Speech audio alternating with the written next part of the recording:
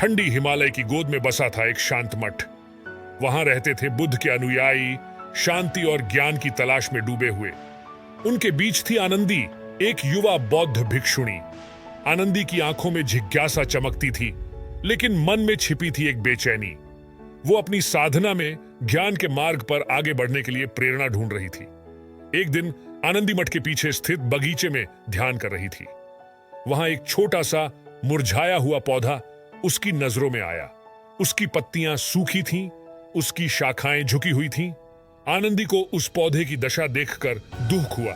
उसे लगा जैसे वो स्वयं ही हो। वो भी तो अपने अंदर की कमजोरियों से हार मान बैठने को तैयार थी। फिर वो हर रोज उस पौधे के पास जाने लगी। ध्यान के बाद वो उसे पानी देती, उसकी मिट्टी डीली करती। धीरे धीरे वो पौधे के साथ एक रिश्ता बन गया। आनंदी उसे अपनी कमजोरियों, अपने संदेहों के बारे में बताती और वो पौधा बेजुबान होते हुए भी मानो उसकी बातें सुनता। एक सुबह जब आनंदी मठ के पीछे गई तो उसे विश्वास न हुआ। मुरझाया हुआ पौधा अब हरा भरा हो चुका था। उसकी पत्तियां चमक रही थीं, उसकी शाखाएं ऊपर की ओर मुड़ी हुई थीं।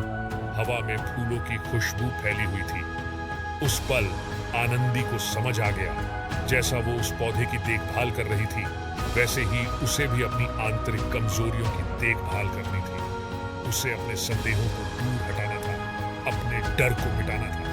तभी वो ज्ञान के मार्ग पर आगे बढ़ सकती थी। उस दिन से आनंदी की साधना में नया जोश भर गया। वो ध्यान में गहरा उतरती, ग्रंथों का अध्ययन करती, गुरुओं से सीखती, हर चुनौती का सामना करती, हर संदेह को दूर करती। धीरे धीरे वो आत्मज्ञान के मार्ग पर आगे बढ़ती गई।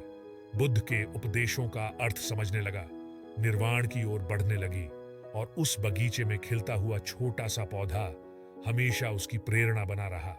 ये उसे याद दिलाता रहा कि हर स्थिति में उम्मीद होती है, हर कमजोरी को दूर किया जा सकता है और हर दिल के अंदर बुद्ध की शांति पनप सकती है।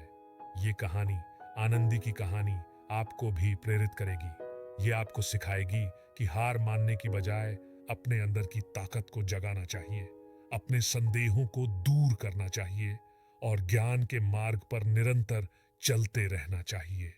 तब आप भी अपने जीवन में एक सुंदर फूल खिला सकते हैं।